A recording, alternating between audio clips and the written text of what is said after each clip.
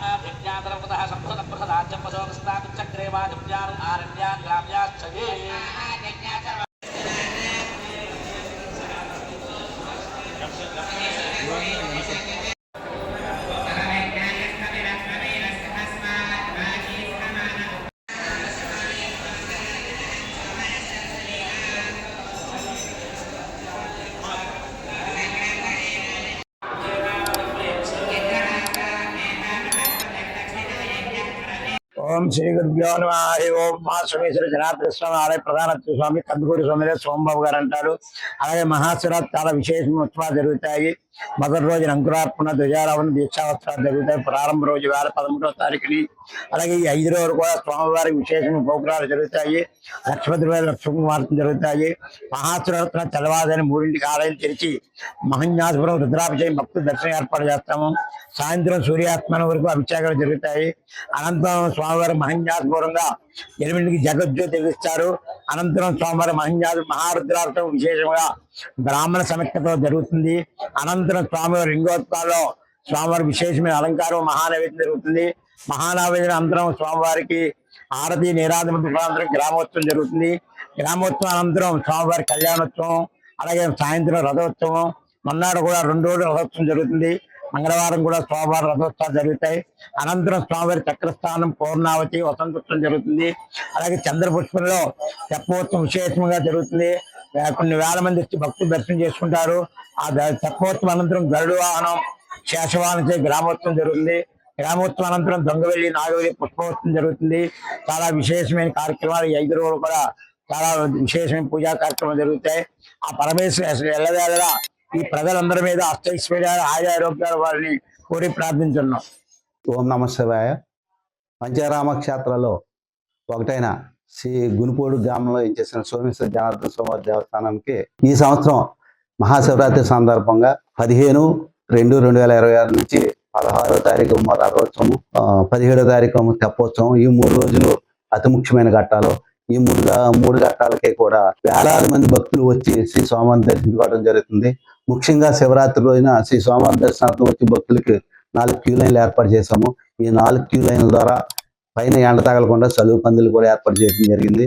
ఈ queue line ద్వారా వచ్చిన భక్తులు శ్రీ స్వామివారిని దర్శించుకుని శ్రీ స్వామివారికి కృపలగా కోరుతున్నాం. అంతేకాకుండా వచ్చిన భక్తులకి వాటర్ సదుపాయము సుమారుగా 2000 లీటర్ల పాలు ఈ సంవత్సరము భక్తులందరికీ కూడా పంపిణీ చేయడానికి దాతల ద్వారా చర్యలు తీసుకుని ఉన్నాము. అదేవిధంగా 200 కేజీలు పులిహార ప్రసాదం కూడా దాతలు ఏర్పాటు చేస్తున్నారు.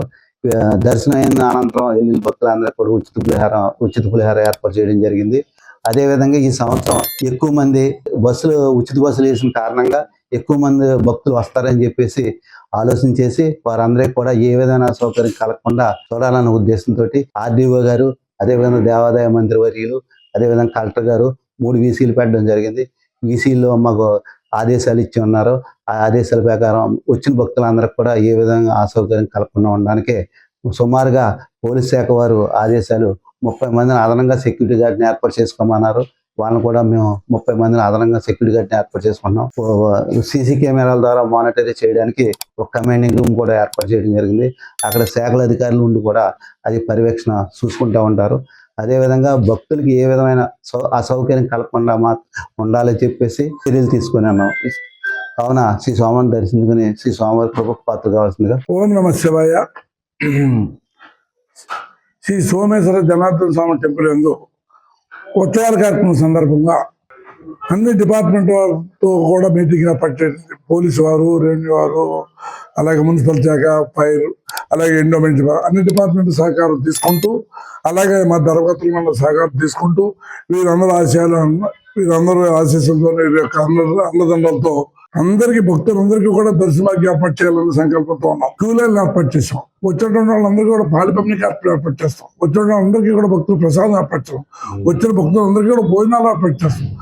బాణసంతా కార్యక్రమం, తెప్పవచ్చాలు, మాడవీధిలో ఊరేగింపు అన్ని చక్కగా చేయాలని సంకల్పంతో ఉన్నాం. పూర్వం కంటే ఎక్కువ వైభవంగా చేయాలని సంకల్పంతో ఉన్నాం.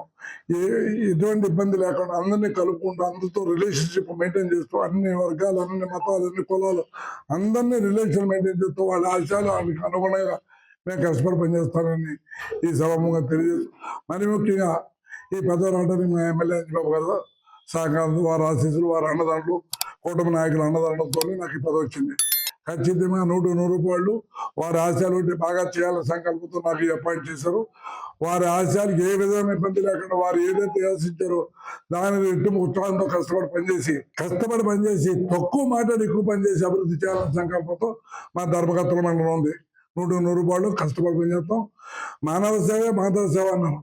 మానవుడు చేస్తే శ్రీ మహావిష్ణువు సేవ చేసినట్టే.